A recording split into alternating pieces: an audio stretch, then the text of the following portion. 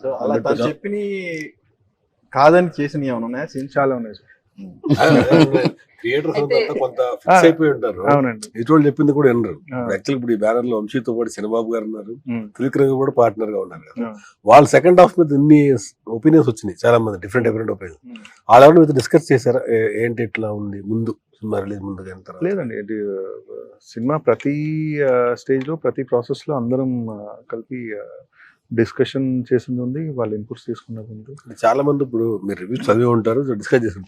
Second half లో తక్కువైంది, song లేదు అంటే మన తెలుగు సినిమా అనేసరికి పాటలు ఫైట్లు ఎక్స్పెక్ట్ చేస్తుంటారు.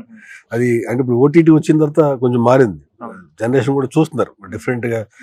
సస్పెన్స్ థ్రిల్లర్ కానీ అసలు కొత్త కొత్త కాన్సెప్ట్ సినిమాలు కూడా చూసేస్తున్నారు. అలాంటి ఒక పెద్ద హీరో, స్టార్ డమ్ ఉన్న హీరో తోటి మనం డీల్ చేసే టైంలో సెకండ్ హాఫ్ లో ఎక్కడన్నా కొంచెం మాకు అనిపిస్తుంది అని వీళ్ళు ఎవరైనా డిస్కస్ చేశారని అంటే దాన్ని కూడా మీ